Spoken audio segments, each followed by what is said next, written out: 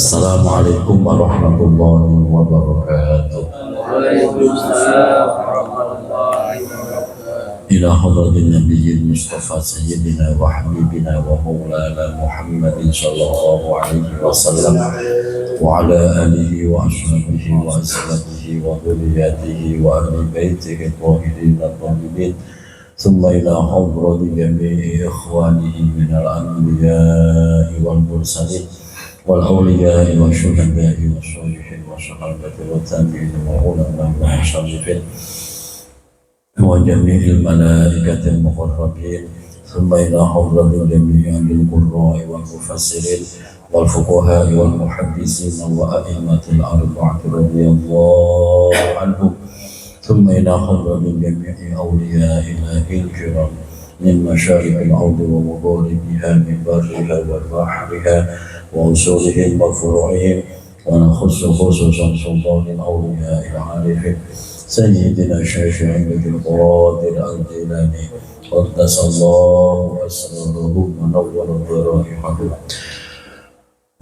ولجميع آبائنا وأمهاتنا وأجدادنا وجداتنا وإخواننا وأخواتنا وأعمامنا وعماتنا وأخوالنا وخالاتنا وأصدقائنا وأقربائنا ولمشايخنا ولأساتذتنا ولمن أحسن إلينا ولمن له حق علينا وأصولهم وفروعهم ونخص خصوصا المؤلف هذا الكتاب تفسير الجلالين الشيخ العلامة جلال الدين المحلي والشيخ العلامة جلال الدين السيوطي رحمهما الله تعالى ونفعنا بهما وبعلومهما في الدارين شيء لله ولنا ولهم الفاتحة.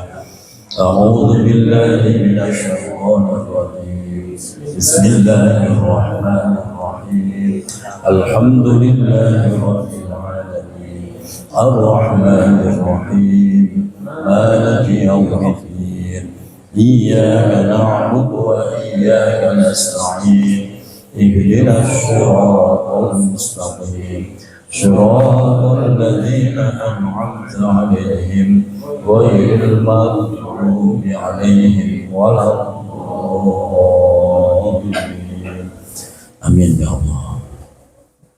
بسم الله الرحمن الرحيم الحمد لله رب العالمين والصلاة والسلام على أشرف الأنبياء والمرسلين سيدنا وحبيبنا ومولانا محمد وعلى آله وصحبه أجمعين. حسبنا الله ونعم الوكيل نعم المولى ونعم النصير لا حول ولا قوة إلا بالله العلي العظيم. اللهم انفعنا بما علمتنا وعلمنا ما ينفعنا برحمتك يا أرحم الراحمين آمين يا رب العالمين. Al-Mukarramun, seluruh para asatid, para ustadzat, seluruh jamaah, bapak ibu, serta anak-anakku, para santri semuanya. Semoga kita semua senantiasa Allah sehatkan lahir batin kita, Allah tambah-tambah keberkahan hidup kita, diberikan kekuatan menyempurnakan ibadah Ramadan, amin ya rabbal alamin. Alhamdulillah wa syukurillah, kesempatan malam hari ini kita sudah berada di malam ke-11. Semoga terus tambah kuat, tambah semangat. Melanjutkan kajian tafsir Jalalain. Sekarang kita masuk pada ayat 186. Silahkan dibuka 186. Kita baca terlebih dahulu ayatnya. A'udzu billahi minasy syaithanir rajim.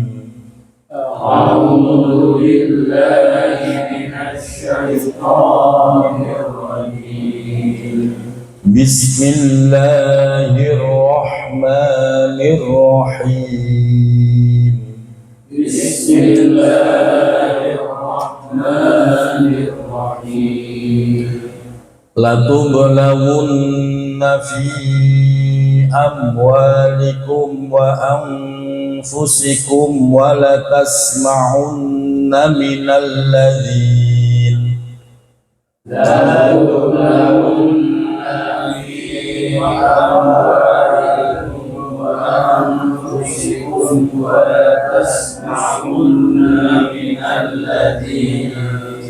ولتسمعن من الذين أوتوا الكتاب من قبلكم ومن الذين أشركوا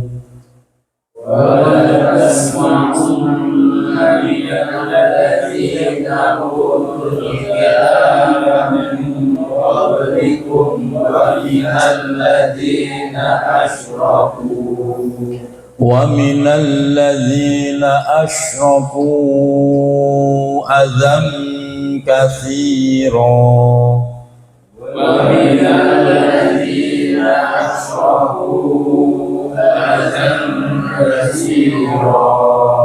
وإن تصبروا وتتقوا فإن ذلك من عزم الأمور وإن تصبروا وتتقوا فإن ذلك من عزم الأمور وإذ أخذ الله ميثاق الذين أوتوا الكتاب لتبيننه للناس وإذ أخذ الله ميثاق الذين أوتوا الكتاب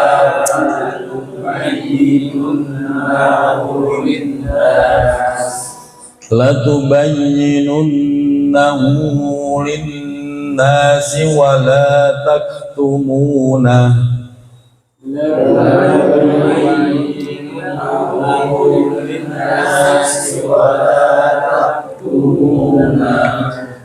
فنبذوه وراء ظهورهم واشتروا به ثمنا قليلا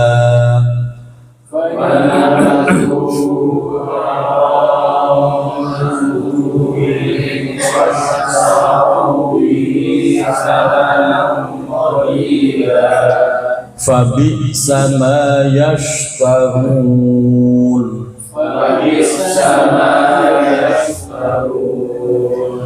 لا تحسبن الذين يفرحون بما أتوا ويحبون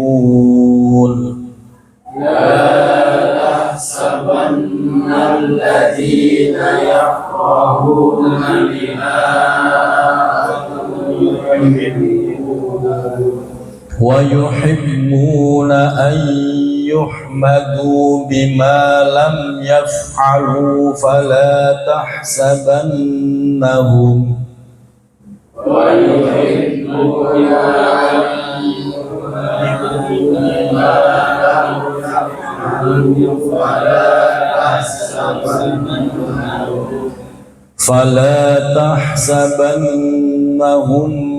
بمفازة من العذاب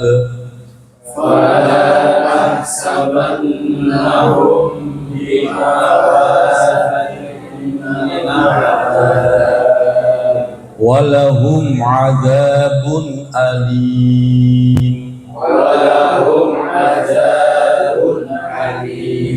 Sadaqallahul azim. Bismillahirrahmanirrahim. Latublawunna fi amwalikum wa anfusikum. Latublawunna, niscaya kalian akan benar-benar diuji. Niscaya kalian akan benar-benar diuji. Hudhifa minhu nunur raf'i. Hudhifa dibuang minhu dari kalimat tersebut.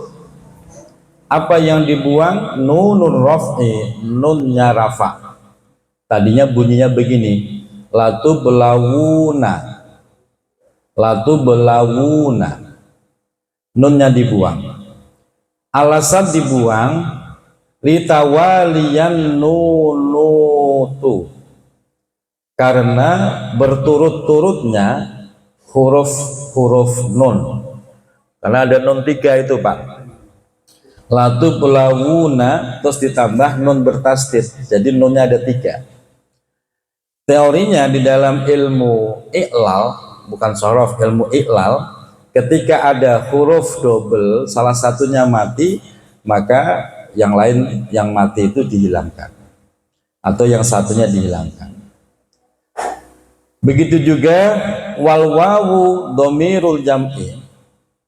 Begitu juga dibuang wawu dhamir jamak.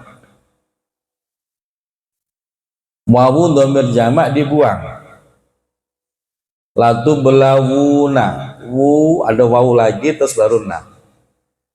Dhamir wawu jamak itu juga dibuang, alasannya lil tiqo is-sakinaini, karena bertemunya 2 sukun. Dari wawu ketemu sukun, bertemunya 2 sukun, maka teorinya dibuang salah satunya. Jadi kalau diruntut kan begitu. Nah, sehingga menjadi latu belawunna. Itu prosesnya begitu. Jadi ini bentuk jamak. Makanya cara mengartikannya latu belawunna, niscaya kalian benar-benar. Nah, nanya non tasdid yang di belakang itu non taukid. Niscaya kalian benar-benar akan diuji. Latuh tabarunna. Latuh tabarunna maksudnya niscaya kalian benar-benar akan diuji, ikhtibar, diuji. Udah nggak usah Bapak pikirin yang begitu mah. Mau non mati kayak mau sekunda.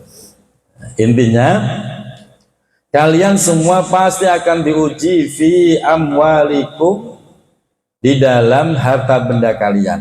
Pasti itu. Entah kapan itu pasti. Bagaimana cara Allah menguji? Bil faraidi fiha. Bil faraidi, sebab adanya kewajiban fiha, di dalam harta. Seperti apa? Contoh kewajiban zakat, sedekah, berbagi dengan orang, peduli dengan orang lain. Itu bil faraid, kewajiban-kewajiban semacam itu. Bayar fidyah, bayar hutang, itu kan kewajiban-kewajiban itu, Pak. Makanya kadang-kadang kan begitu Pak, lagi ngumpulin duit, lagi seneng-senengnya diingetin, hutang lo bayar. Berat apa ringan? Rasanya berat di hati, ya baru ngumpul, belum ngerasain udah ditagih bayar utang. Rasanya ngeles, kayaknya capeknya belum hilang udah bayar utang. Makanya rata-rata orang bayar utang itu berat karena di situ Pak. Itu bukan karena nggak punya duit, kadang-kadang berat. Kalau bahasa orang Jawa, awal itu apa? Kayak sayang gitu loh. Lagi ngumpulin, lagi dapat-dapatnya, disuruh bayar utang. Itu kan kewajiban. Menguji, karena itu membuat hati kadang-kadang gundah, ya bayar utang. Itu. Wal hawaij, dan dengan beberapa hajat kebutuhan. Allah mengujinya begitu. Maka teorinya, semakin banyak harta yang Allah berikan kepada kita, maka kebutuhan kita pun akan makin banyak. Betul nggak Pak? Bapak bisa rasakan, ketika Allah ngasih kita rezeki banyak, biasanya di situ banyak kebutuhan yang harus kita penuhi. Tapi kalau memang kita lagi dikasih sedikit, ya memang kebutuhannya lagi sedikit. Contoh ketika anak-anak kita, nih para orang tua, Haji Kalso khususnya, waktu anak masih pada sekolah, butuh biaya besar, Allah kirim tuh rezeki yang besar. Betul. Anak udah beres semua, nggak butuh biaya, rezeki yang Allah kirim banyak apa dikit? Sedikit, berkurang. Itu teorinya begitu. Makanya jangan pernah khawatir Pak. Kalau mau urusan lagi banyak, nggak bisa dihindarin, ya udah tenang aja. Nanti Allah kirim rezekinya. Pasti begitu rumusnya. Makanya saya ngerasain jauh Allah. Bapak lihat sendiri kemarin kan, kalau jajan tuh nggak cuma satu Pak, beli mobil nggak satu, maunya muanya dibeli semua. Yang ngenes kemarin Indomaret beli apa itu yang bulat tuh, Kinder Joy. Kinder Joy itu satunya 12.000 Pak, maunya sekotak, total kotak 350.000. Wah bocah ini dibilangin belum bisa, bundanya udah mulai merengut tuh. Saya bilang ya udah dibayar, emang rezekinya dia. Gitu. Kalau dibawa kesel ya kesel, dan begitulah cara Allah memuji. Itu menang aja, dijalanin. Wah ini urusan lagi banyak, tenang, nanti Allah kirim rezekinya. Ustaz Hasan, Ustaz Kamaluddin ya habis diuji istrinya operasi, tenang aja, rezeki Allah kirim. Dan itu pasti nggak bisa dihindari. Makanya sampai bahasanya itu niscaya kalian akan benar-benar itu pasti itu Pak. Tidak bisa menghindar. Wa anfusikum, dan di dalam urusan diri kalian, harta yang diuji, diri yang diuji. Dengan apa ujiannya? Bil ibadati, dengan adanya kewajiban ibadah. Pulang kerja capek, udah capek puasa, lemes, taraweh, sholat. Nah, itu kalau imannya nggak kuat, ya mending pules di rumah. Udah terawih ngaji. Kalau nggak datang nggak enak sama masjid. Itu ya. Ini kan bagian dari ujian juga itu. Alhamdulillah berarti malam ini Bapak lulus semua itu. Wal balai.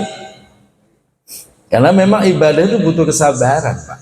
Maka disebut ujian itu karena ibadah butuh kesabaran. Kalau nggak sabar, ya nggak bakal ibadah kita. Makanya disebut ujian. Wal balai, dan ujian dalam bentuk bala. Dalam bentuk bala, musibah. Bala itu lebih ke musibah. Udah puasa, capek, lelah, nunggu mobil pulang antri, macet.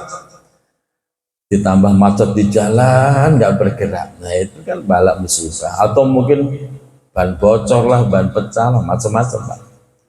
Jadi dengan memahami ini Pak, kita menjadi pribadi yang siap mental.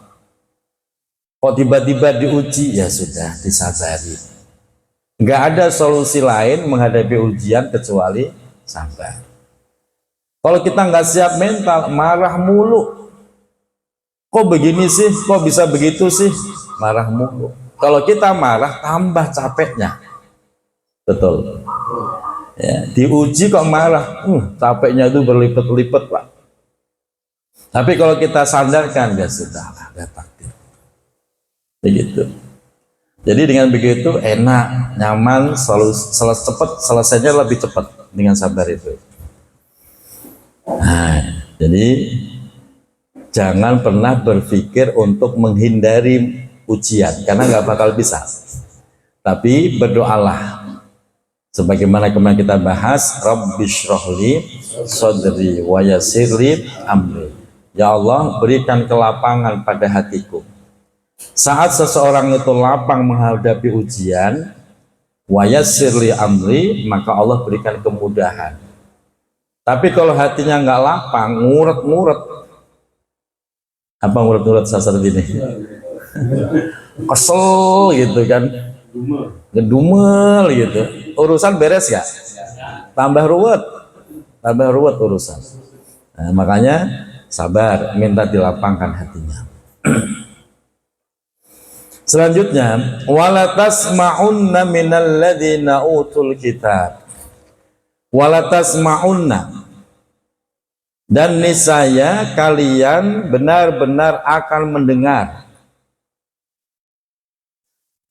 minal ladzina, dari orang-orang utul kitab, yang mendapati kitab, yaitu orang Yahudi dan Nasrani, yaitu orang-orang ahlul kitab, min qablikum, yang hidup sebelum kalian. Siapa itu?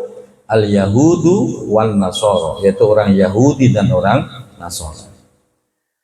Wa minal ladzina, dan dari orang-orang asyraku yang musyrik menyekutukan Allah. Siapa mereka? Minal Arabi, yaitu Quraisy, orang Arab.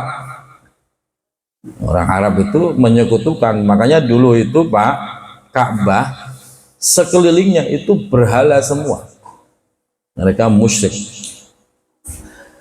Mereka, kita semua pasti akan mendengar dari mereka semua azan kasiro. Ada itu apa? Azan kasiro itu, ada itu sesuatu yang menyakitkan dari mereka. Kasiro yang banyak, artinya Muhammad dan umat muslim, kamu pasti akan diuji dari mereka. Berupa apa? Ada itu sesuatu yang menyakitkan hati, entah dalam bentuk ucapan atau tindakan. Kasiron yang banyak, seperti apa? Minas sabbi, ada baca sabbi, ada subbi, yaitu dengan sumpah serapah. Mereka itu ngata-ngatain Rasulullah udah kayak apa tahu itu Pak. Disebut kahinun, sahirun, majnun. Rasulullah disebut dukun, tukang sihir, majnun, orang gila. Dikata-katain sampai segitunya. Watashbib, dan disumpahin akan menjadi janda. Binisaikum, istrimu akan menjadi janda. Omongan itu kalau bagi orang Arab itu parah Pak. Gua sumpahin istrimu jadi janda, berarti kan nyumpahin kita mati kan? Nah, jadi bahasanya begitu orang Arab. Disumpah-sumpahin, kamu bakal diuji wahai Muhammad dan orang mukmin dengan mendengar perkataan-perkataan yang menyakitkan hati. Terus bagaimana sikapnya? Tidak ada sikap yang lebih bijak kecuali sabar. Makanya wa in tasbiru, jika kalian sabar wahai orang-orang mukmin, ala dzalika, terhadap itu semua ucapan-ucapan yang menyakitkan, watattaku, dan kalian bertakwa, tetap bertakwa Allah kepada Allah, fa inna dzalika min azmil umur, maka fa inna dzalika, sesungguhnya itu semua, bisa sabar, tetap bertakwa, min azmil umur, termasuk daripada sebaik-baiknya perkara. Mim ma'zumatiha, maksudnya adalah perkara yang di dalamnya penuh dengan kebaikan.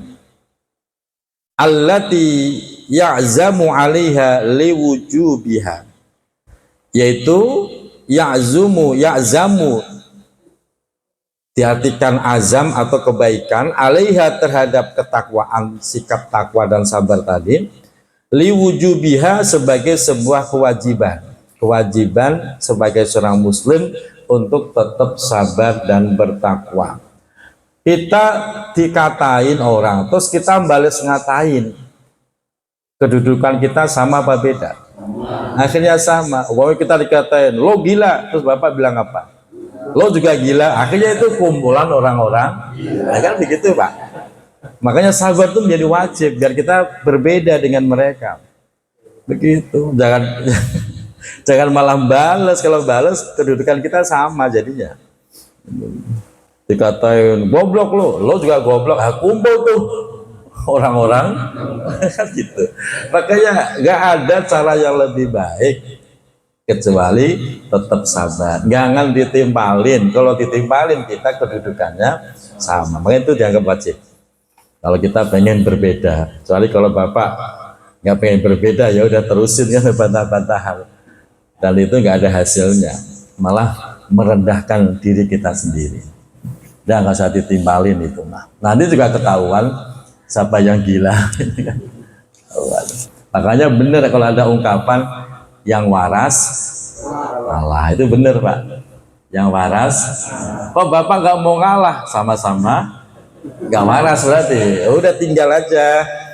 Udah bener itu, yang waras ngalah. Karena memang orang kalau marah itu seperti orang yang nggak waras Pak. Orang kalau udah marah seperti orang yang nggak waras, lepas kendali, lepas kontrol. Makanya udah nggak usah ditimbalin, Solusi yang diajarkan Al-Quran, sabar dan tetap bertakwa kepada Allah. Nanti Allah selesaikan dengan cara yang terbaik. Lihat aja nanti. Selanjutnya, wazkur, dan ingatlah wahai Muhammad, iz akhadallahu mitsaqal ladzina utul kitab. Iz akhadallah, ketika Allah mengambil mitsaqal ladzina utul kitab, sumpah dari orang-orang ahlul kitab, yaitu Yahudi dan Nasara. Ayat al-ahda, yaitu mengambil sumpah, mengambil janji, alaihim, atas diri mereka Yahudi dan Nasrani, fit Taurati, di dalam kitab Taurat. Di situ latubayyinunnahu linnas,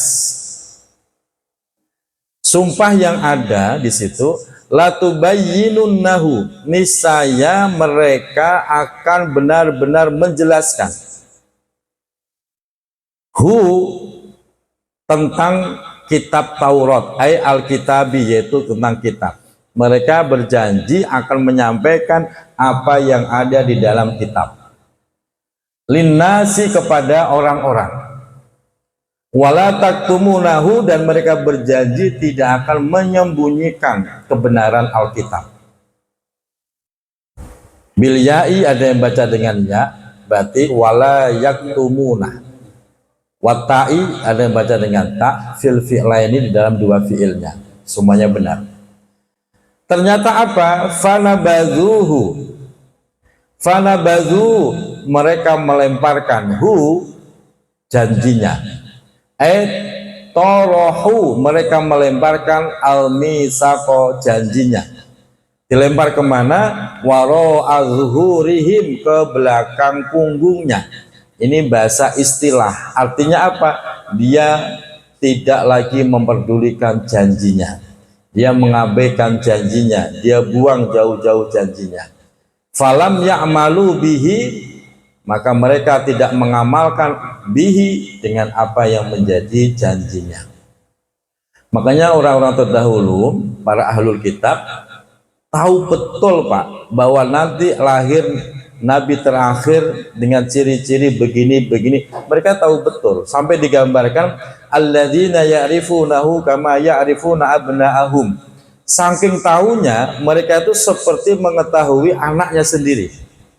Saking pahamnya, Muhammad itu nanti lahir Nabi terakhir, namanya Ahmad, ciri-cirinya begini. Tahu Pak. Cuman kenapa kok akhirnya kufur? Yaitu tadi, mereka menyembunyikan kebenaran.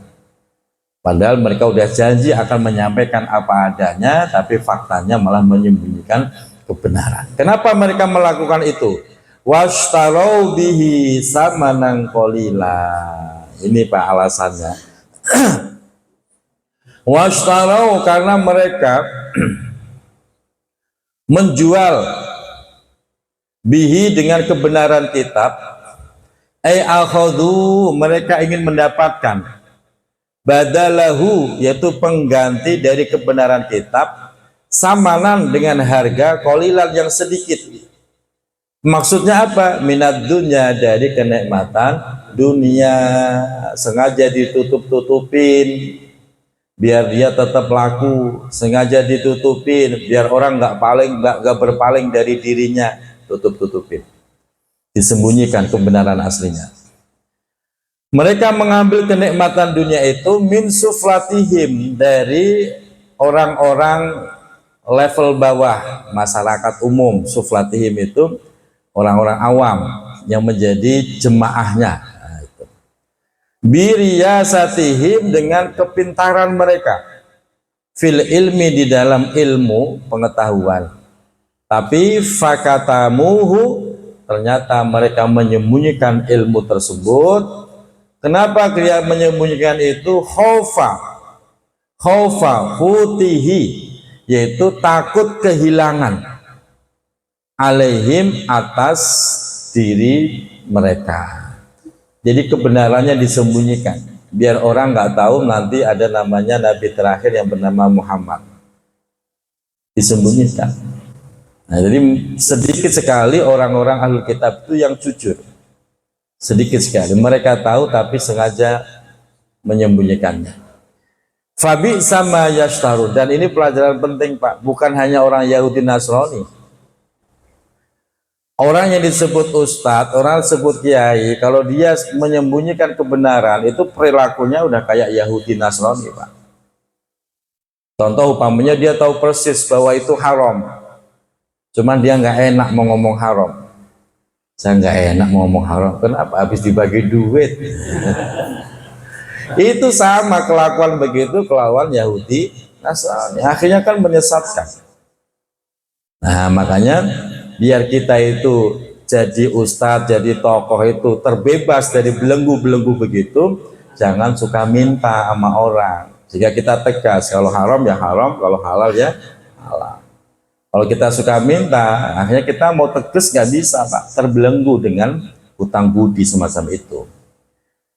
Fabi sama yashtarun, fabi sama, maka seburuk-buruknya tempat, seburuk-buruknya perkara, yashtarun yang mereka lakukan, yang mereka jual. Jadi menjual ilmu, menutupi ilmu, menutupi Alkitab dengan mendapatkan kebahagiaan dunia, itu adalah seburuk-buruknya perkara yang mereka jual. Aisyira'uhum, yaitu penjualan mereka, hada seperti ini, itu cara yang paling buruk, paling licik.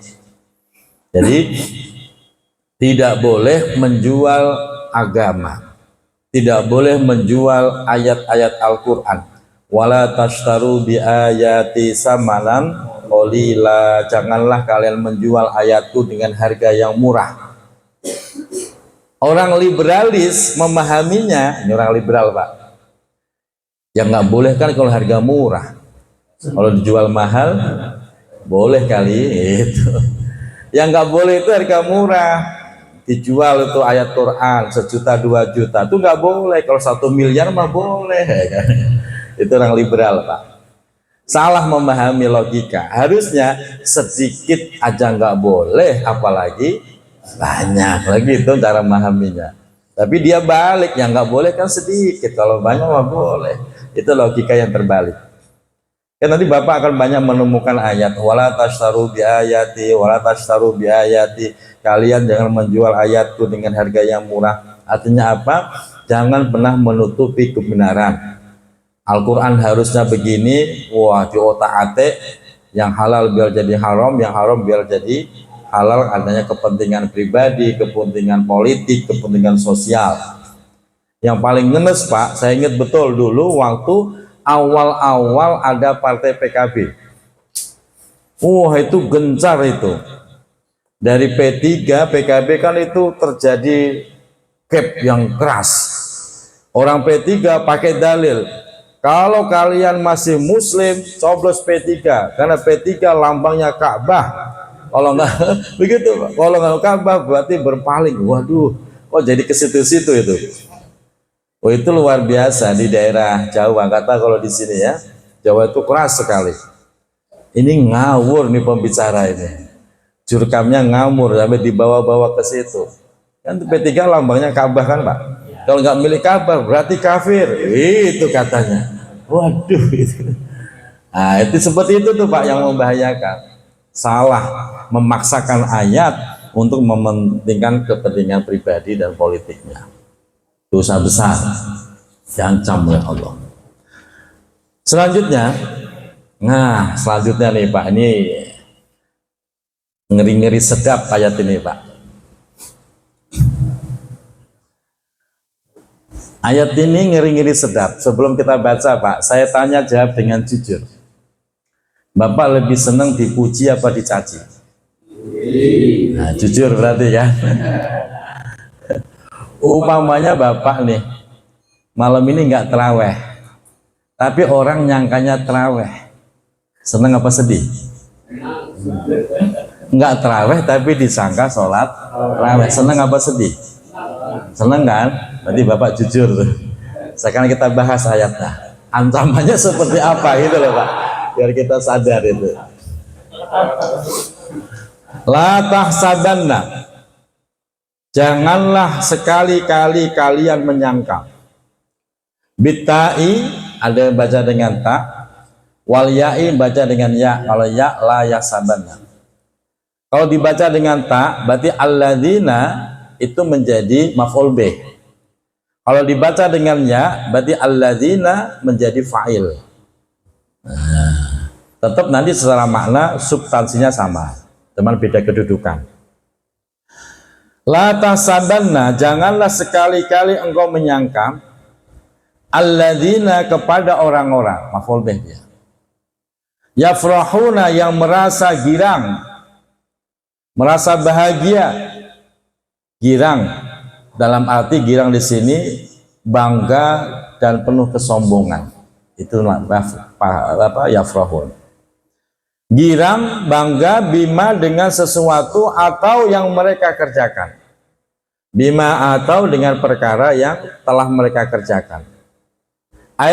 Fa'alu yaitu yang mereka kerjakan fi idlalin nas di dalam menyesatkan orang.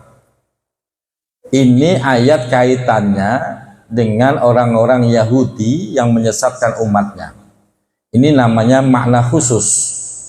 Kalau makna umumnya ayat ini berlaku umum. Kalau diberlakukan umum, siapa saja yang merasa bangga, penuh kesombongan atas apa yang dikerjakan, terserah mau perkara baik ataupun perkara buruk, bangga.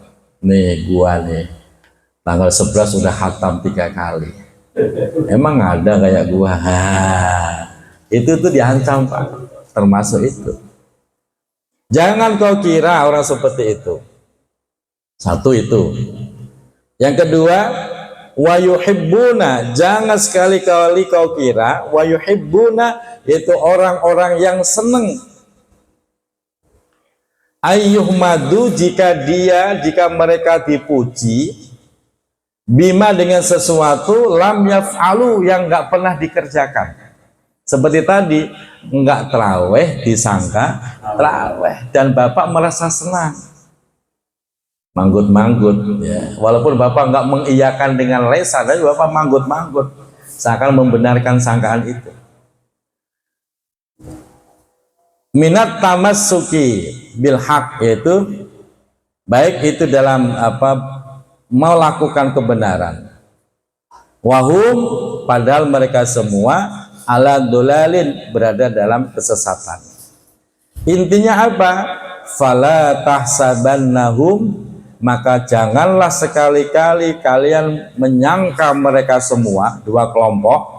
Satu, orang yang bangga sombong dengan apa yang sudah dikerjakan. Kedua, orang yang senang dipuji dengan sesuatu padahal dia tidak pernah melakukannya. Jangan sekali-kali kalian menyangka mereka bimafazatin minal azab, bimafazatin, mendapatkan tempat yang nyaman, tempat yang beruntung, minal azabi, dari siksaan. Jangan mengira Pak.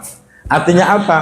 Kalau kita nggak pernah melakukan kebaikan dan kita merasa senang ketika dipuji padahal nggak melakukan, Bapak, kita semua termasuk orang yang diancam mendapatkan tempat dari siksaan. Orang yang bakal disiksa. Makanya saya tanya, Bapak senang nggak disangka terawih padahal enggak? Rata-rata orang begitu loh Pak. Rata-rata itu orang senang dianggap baik. Dan ini biasanya penyakit yang sering muncul pada orang-orang yang ditokohkan. Entah itu kiai, ustadz, atau siapalah yang ditokohkan. Contoh umpamanya saya nih. Saya nggak subuhan di Al-Barkah. Orang nyangkanya itu saya lagi ngisi di luar Pak. Ustadz lagi tugas di luar ya, begitu. Padahal saya lagi ya. Terus saya manggut-manggut, seneng kan, dianggap baik. Loh, itu saya diancam oleh siksaan Allah. Jadi jangan keseringan begitu Pak. Bahaya itu. Sampai redaksi ayatnya, fala tahsabannahum bimafazatin minal adab. Jangan sekali-kali menganggap mereka itu selamat dari siksa. Naudzubillah min. Makanya kita jadilah orang jujur. Kalau memang lagi nggak terawih, bilang terawih di mana? Oh enggak, saya nggak terawih. Begitu aja jujur Pak. Jangan begini, terawih di mana? Di sana. Sana malas ya. Udah diancam siksaan, bohong lagi ya. Double Pak. Jelas Pak? Bu. Nah, jadi kalau tiba-tiba diancam baik, disangka baik padahal nggak baik, hati-hati. Ternyata hal seperti itu Pak, itu diancam oleh Al-Quran, nggak bakal selamat dari siksaan. Dan selama ini kita selalu begitu kan, dan tidak merasa berdosa. Nah ini kan bahayanya begitu. Gitu. Makanya hati-hati betul. Sikap manusia itu begitu, senang dipuji, senang dianggap baik. Orang yang membangga-banggakan amal dengan kesombongan dan keangkuhannya diancam dengan siksaan. Orang yang senang dipuji berbuat baik padahal enggak mengerjakan, ya diancam. Maka Al-Quran mendidik kita untuk jujur. Ya kadang-kadang memang jujur itu pahit Pak, tapi ya jujur aja. Kalau memang lagi enggak ya bilang aja enggak. Jangan manggut-manggut gitu.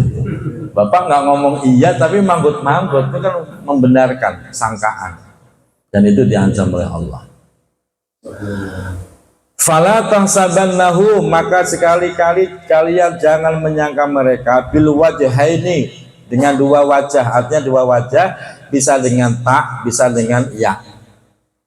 Ini kenapa diulang? Takkidun, untuk menguatkan. Di depan kan sudah ada la tahsabanna, diulang lagi fala tahsabannahum. Diulang begini untuk menguatkan, jangan sekali-kali kamu berprasangka mengira selamat, itu enggak, tetap diancam oleh Allah. Diancam bimafazatin, mendapatkan tempat, ai bimakanin, berada pada satu tempat, yang juna fiha, mereka selamat fihi, dalam tempat itu, minal azabi, dari siksa di akhirat. Jangan dikira mereka mendapatkan tempat yang bisa menyelamatkan dari siksaan Allah fil akhirati, besok di akhirat.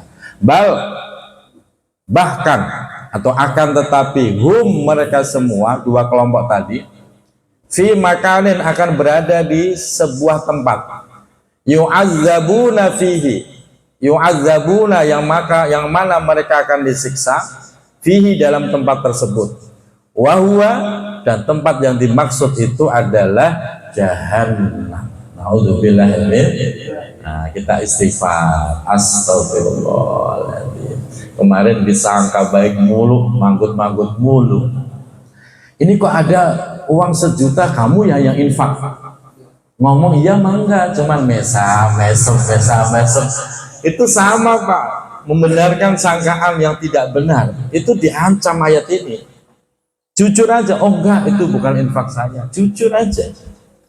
Itu jangan dikira wah kalau jujur jadinya nggak enak. Ya memang begitu, kadang-kadang jujur itu pahit. Udah sampein aja. Nah, saya juga kalau ada yang nyangka, kok nggak kelihatan ke masjid? Kadang-kadang yang berani negur saya itu Bu Iteh di sini Pak. Bu Iteh itu yang paling berani negur. Kok nggak ngimamin terawih? Begitu kemarin saya ditegur. Lagi tugas di luar. Terus ngimamin lagi kapan? Udah selesai, nggak dapat jadwal saya. Cuma Bu Iteh yang berani negur saya.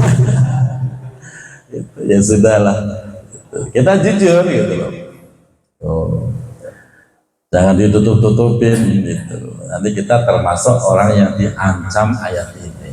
Bahaya itu. Dan biasanya yang disangka baik itu ya tokoh-tokoh, Ustaz, Pak Haji gitu ya. Jadi kalau orang biasa malah aman Pak. Orang biasa aman. Mau ke masjid boleh, enggak juga, enggak ada yang nanyain kan, aman malah. Yang repot tuh kayak kita, disangka baik, oh, itu bahaya banget, dan itu benar-benar menguji Pak.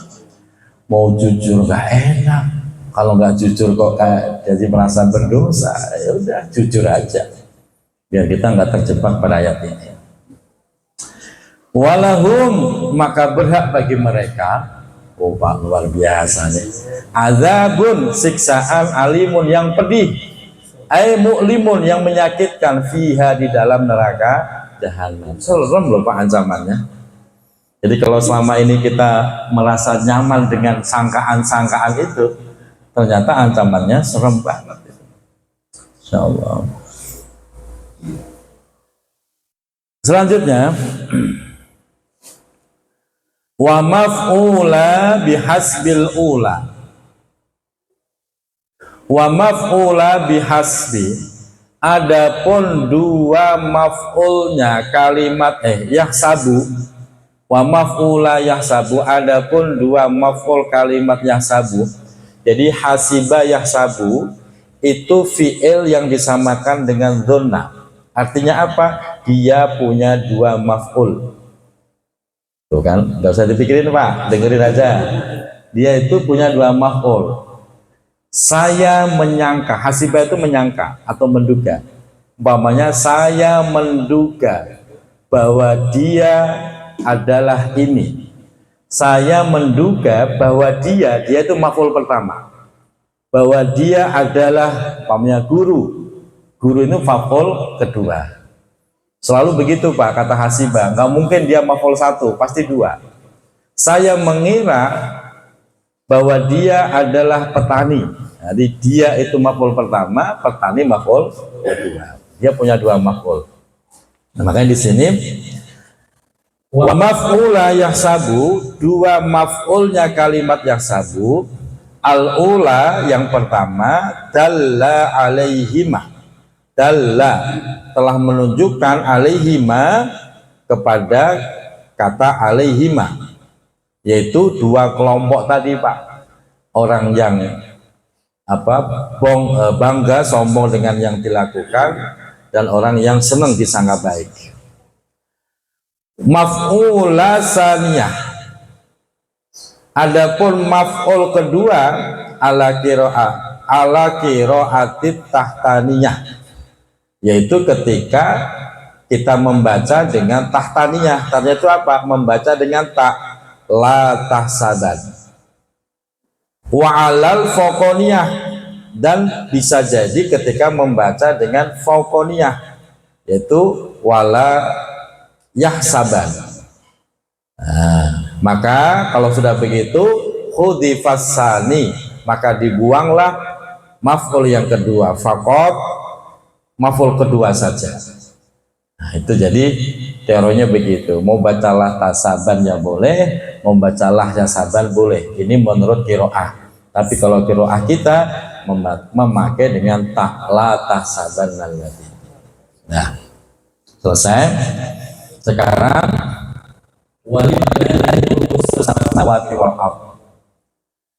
walillah, dan hanya milik Allah mulkus samawati, kerajaan atau kepemilikan langit, wal ardi, dan bumi.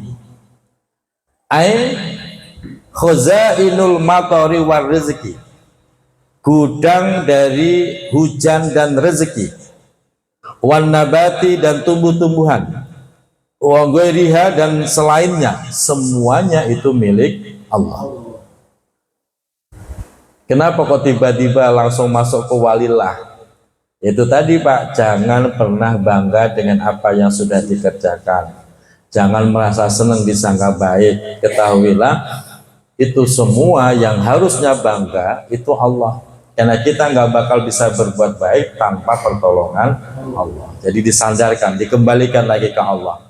Maka Bapak kalau habis ngerjain kebaikan, kok dipuji orang, buru-buru disandarkan ke Allah. Alhamdulillah, ini semua pertolongan Allah. Jangan mesam-mesem doang Pak. Kalau Bapak cuma mesam-mesem gitu, nggak buru-buru disandarkan kepada Allah, khawatirnya muncul kesombongan dalam hati. Kalau muncul kesombongan, habis pahala ibadah kita. Langsung buru-buru disandarkan. Kamu rajin bener sih ngaji, alhamdulillah, ini semua pertolongan. Begitu Pak. Mesem-mesem udah begitu ngomong lagi, buah gitu. Nah, ngomongnya mah sekata doang, Pak. Sekata doang. Gua gitu doang, Pak. Habis pahala kita. Naudzubillah. Makanya buru-buru disadarkan. Alhamdulillah. Buru-buru, kalau enggak setannya keburu masuk. Kalau enggak buru-buru disadarkan ke Allah, setan keburu masuk sehingga yang ada kesombongan. Itu. Apapun itu, Pak. Bapak dipuji orang, buru-buru sadarkan ke Allah. Bapak kena musibah, buru-buru sadarkan kepada Allah. Kena musibah, inna lillahi, buru-buru ucapin itu. Kalau enggak, setan masuk. Kalau setan masuk, mengganggu, merusak hati kita. Nah, makanya ajaran Allah, ajaran Islam itu luar biasa, Pak. Kita pahami, makanya semakin kita memahami begini, maka akan semakin indah dalam kehidupan kita. Wallahu, adapun Allah, ala kulli syai'in, terhadap segala sesuatu, qadirun, adalah zat yang maha kuasa.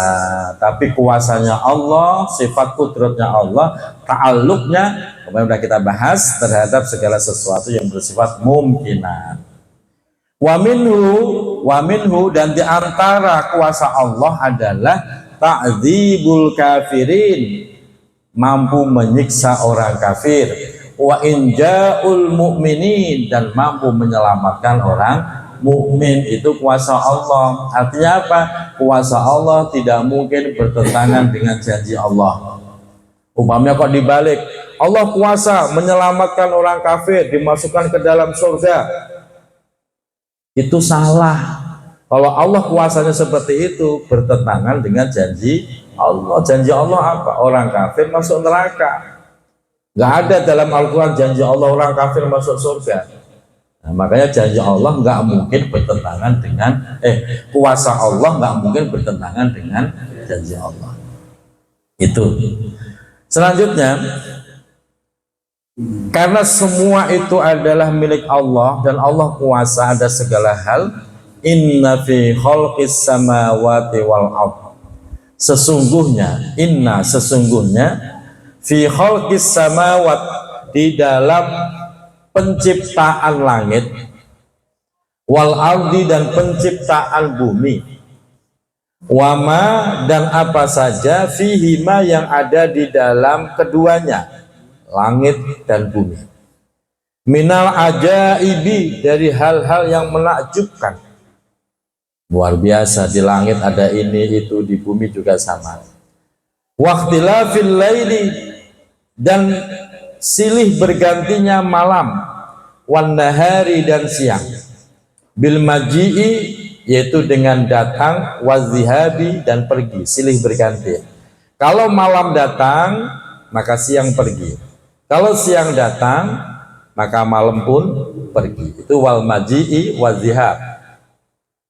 Waziyadati wan nuqson, waziyadati, adanya penambahan, wan nuqson, dan pengurangan. Kadang-kadang siang lebih lama, kadang-kadang malam yang terasa lebih lama. Nah, di bulan-bulan tertentu, Pak, itu ada di mana siang lebih lama daripada biasanya. Di bulan tertentu malam lebih lama. Bahkan di daerah kutub, daerah-daerah dekat-dekat kutub, Pak. Kemarin saya dapat WA dari orang yang ada di di luar negeri, Pak. New Zealand. Itu sepupunya istri lagi belajar di sana. Di sana kata dia, puasanya bukan 12 jam, 17 jam. Dia tanya begini, boleh nggak ngikutin waktu Indonesia? Ya nggak boleh. Enak aja. Lebih berat, Pak. Puasanya lebih berat. Maka di orang sana rata-rata kalau begini, musim-musim begini, tidur, Pak. Tidur. Kalau nggak tidur berat puasanya. Nah, 17 jam kok, Pak. Kita berapa jam? Kita 12, bedanya 7 jam. Jadi di waktu tertentu siang itu lama, malamnya bentar. Nah, kita alhamdulillah di Indonesia itu paling enak, stabil. Betul? Maka bersyukur, Indonesia itu benar-benar secuil surga. Indonesia itu daerah secuil surga. stabil, musimnya, iklimnya stabil semua. La ayatin itu semua, la ayatin menjadi ayat, menjadi bukti, menjadi tanda. Dalalatun menjadi bukti ala qudratihi ta'ala terhadap kekuasaan Allah Subhanahu wa ta'ala. Itu semua bisa dirasakan. Oh, langit seluas ini, bumi sehebat ini adalah tanda ada zat yang menciptakan yang pasti hebat, dan zat itu adalah Allah. Itu bisa dirasakan liulil albab, bagi orang yang memiliki akal. Liulil albab, bagi orang yang memiliki akal. Lidzawil ukul, bagi orang yang mempunyai akal. Kalau orang itu nggak digunakan akalnya, dia nggak akan merasakan kuasa Allah. Dia lihat langit, ya udah sebatas oh itu langit gitu doang, Pak. Tapi bagi orang yang mau menggunakan akalnya dengan melihat fenomena langit yang membentang luas besar tanpa tiang, ada tiangnya nggak itu langit, Pak? Kok nggak jatuh? Nah, kalau mikir begitu, yang muncul subhanallah, Allah luar biasa, begitu. Terus kita melihat fenomena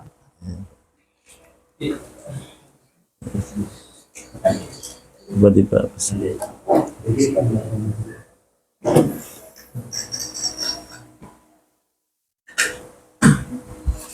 Terus kadang-kadang kita sering melihat sebuah fenomena gunung yang begitu indah, pemandangan yang begitu indah. Bagi orang yang nggak menggunakan akalnya, ya itu hanya dianggap ini fenomena alam, gitu doang.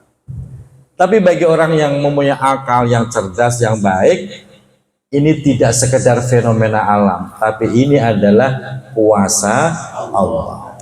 Maka disebut ulil albab itu yang begitu tuh, Pak. Makanya didefinisikan siapa sih ulil albab itu? Alladzina, yaitu orang-orang. Na'tun, ini merupakan na'at 5 kepada kalimat qablahu sebelumnya. Au badalun, atau sebagai badal. Kalau guru saya lebih memilih sebagai badal, saya juga memilih sebagai badal. Alladzina, yaitu orang-orang, itu berarti badal. Kalau sifat na'at alladzina, yang, nah gitu Pak, pakai yang.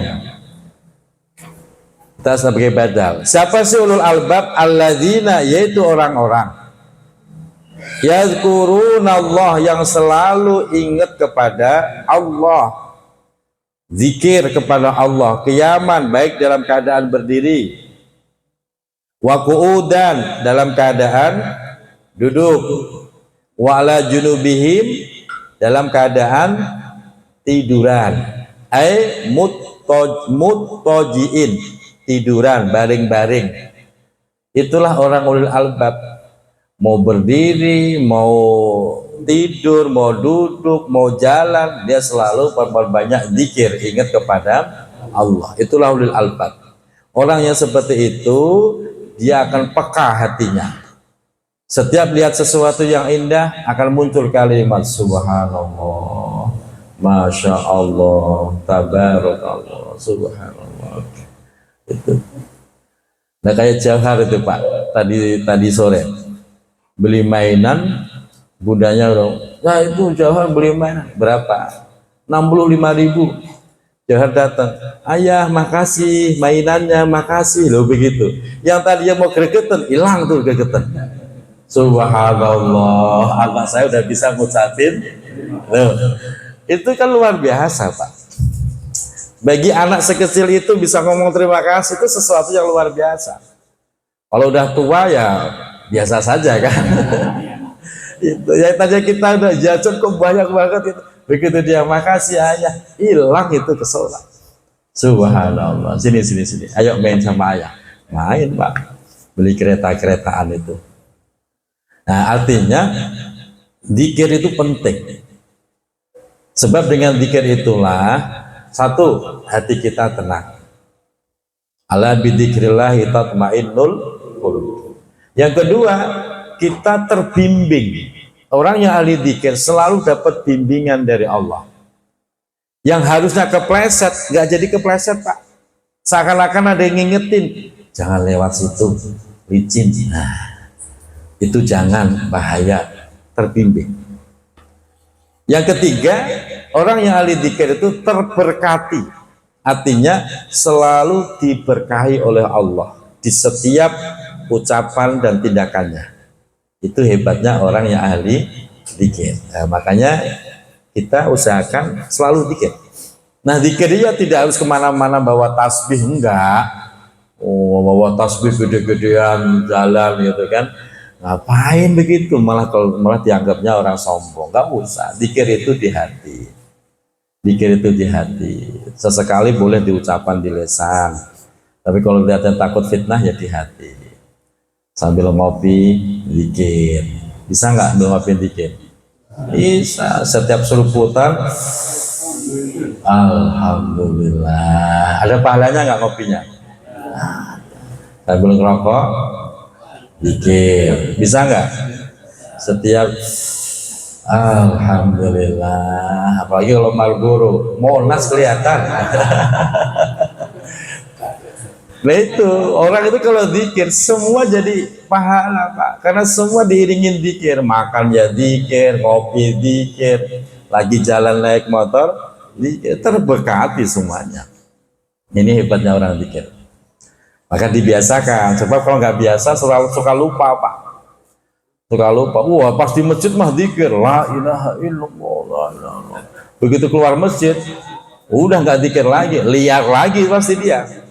Maka dzikir itu jangan cuma di masjid, yaman, wakud dan dzikir terus. Ayat fi kulli halin.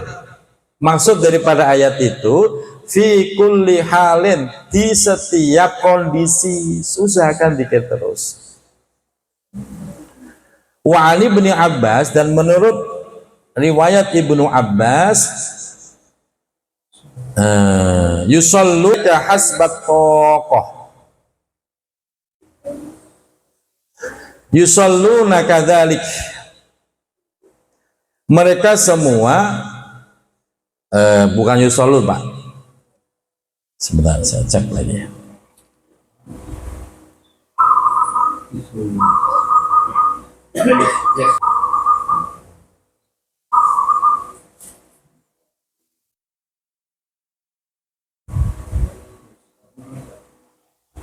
Oh, ya. Ternyata bukan yusolun Pak, yasiluna kadzalik. Yasiluna, mereka sampai, kadzalika, sampai pada kondisi seperti itu, bisa zikir, berdiri, duduk dan berbaring dan seterusnya.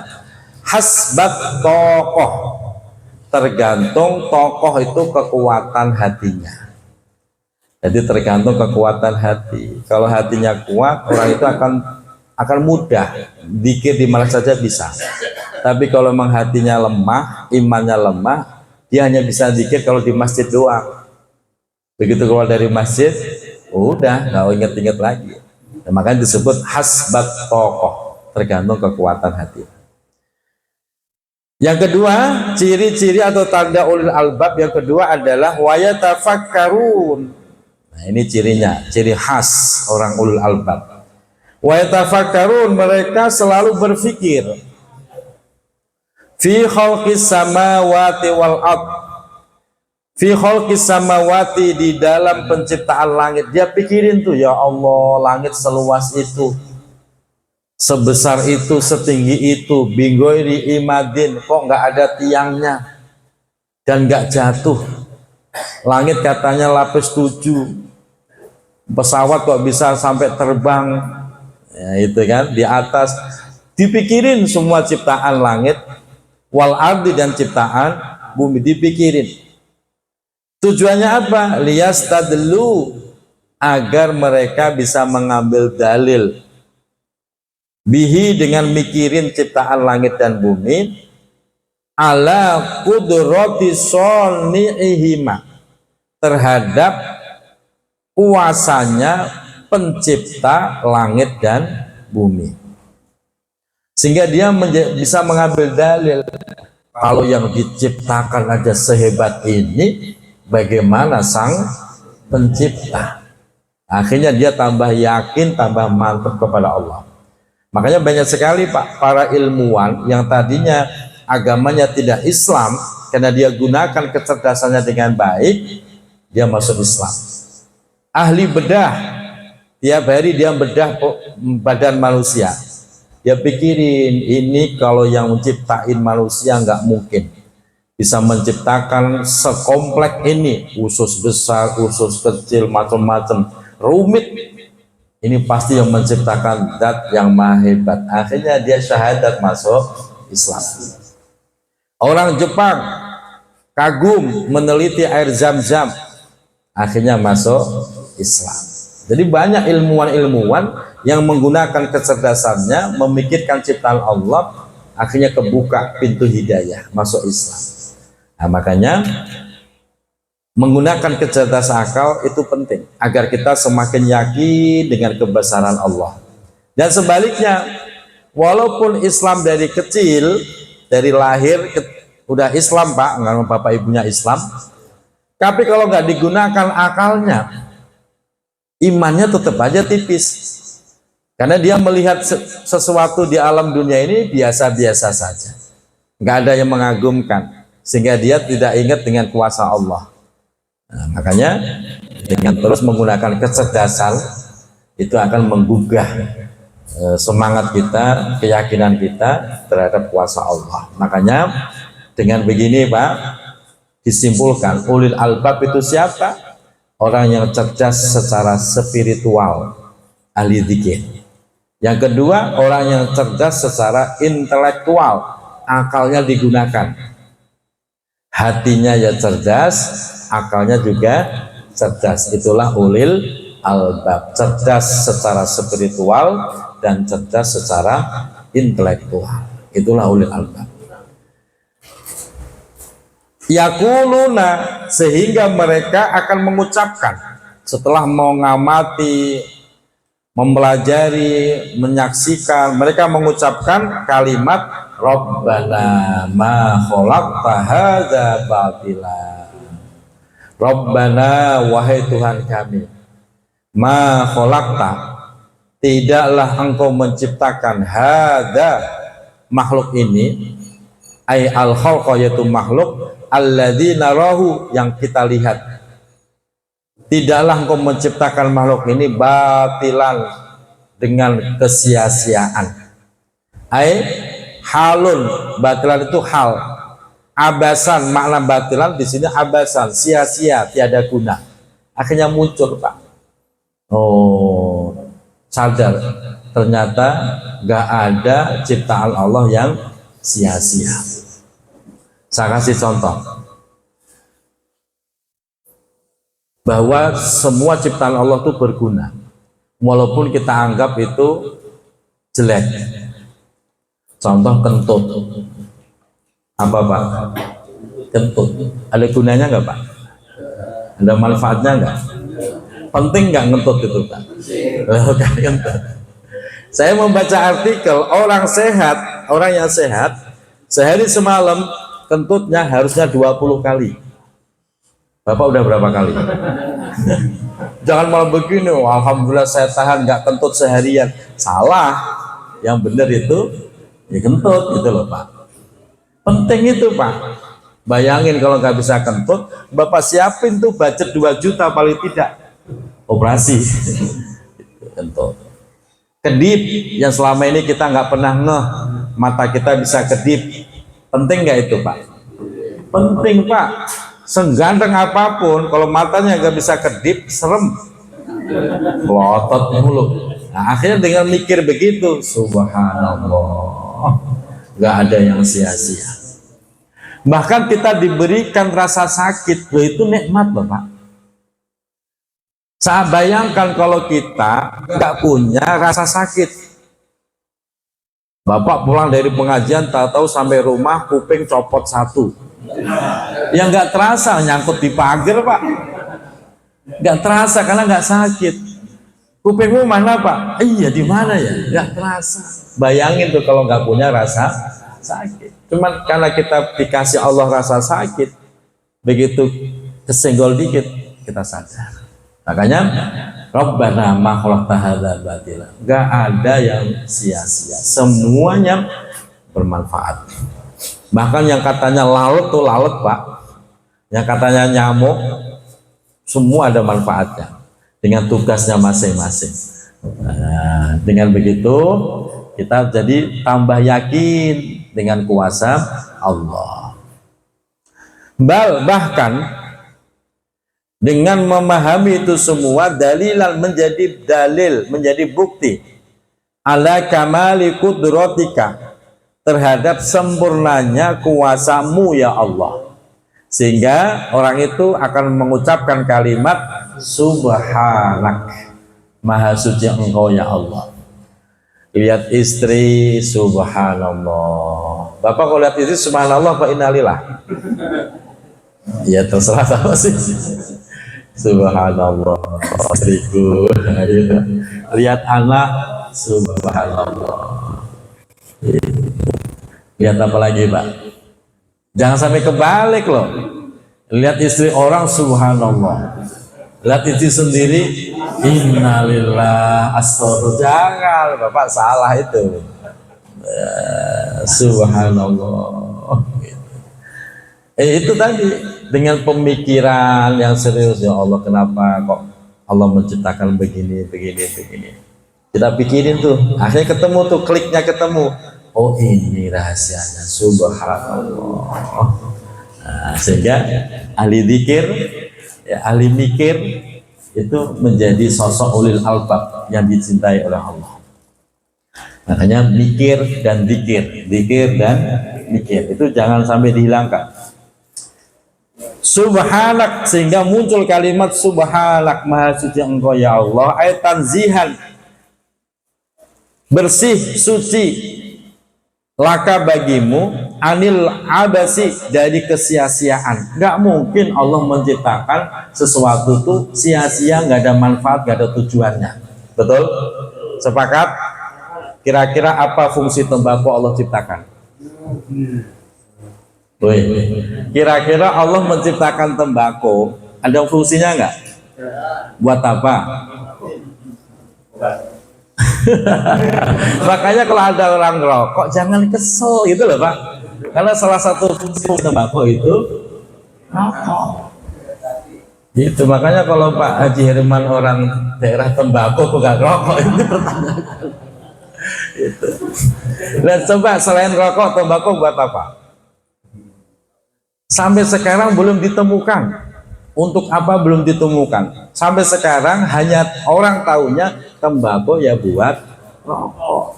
Kalau cengkeh beda lagi, buat masak masih bisa.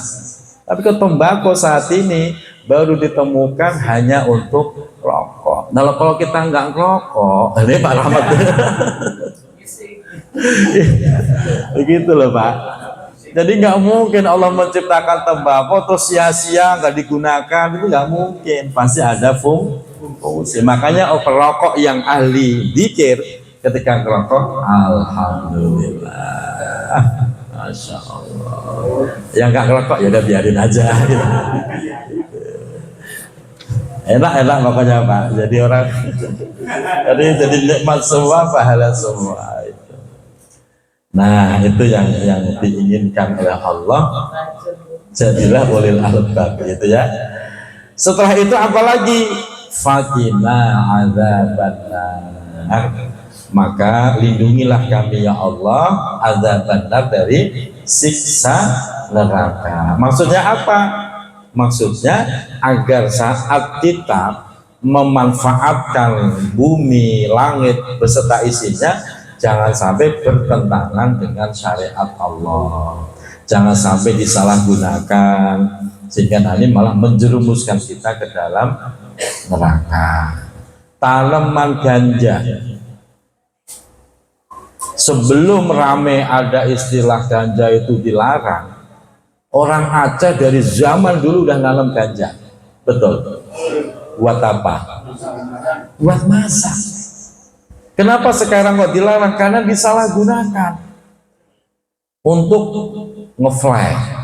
Ini yang dimaksud, maka fakina adzaban nar itu biar kita terhindar tidak menyalahgunakan ciptaan Allah untuk hal-hal yang bertentangan dengan syariat.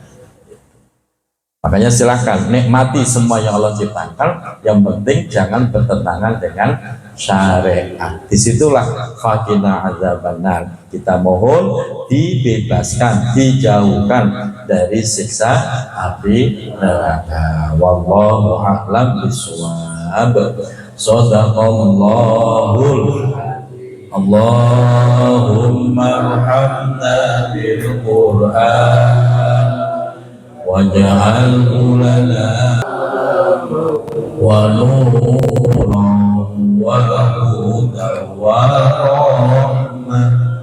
Allahumma zakina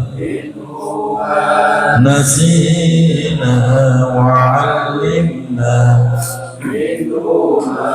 jahilna warzuqna wa tamu ala al-layli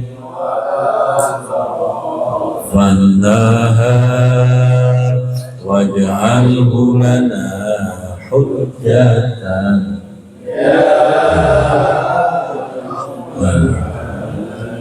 Salatullahi wassalam ala man hiyal Qur'an. Salatullahi wassalam uhiyal Qur'an wa ahli baitihil kiram wa sahbihi dzawil Qur'an wa ahli baitihil kiram wa sahbihi dzawil Qur'an. Alhamdulillahi rabbil alamin. Maaf lahir dan batin. Assalamualaikum warahmatullahi wabarakatuh.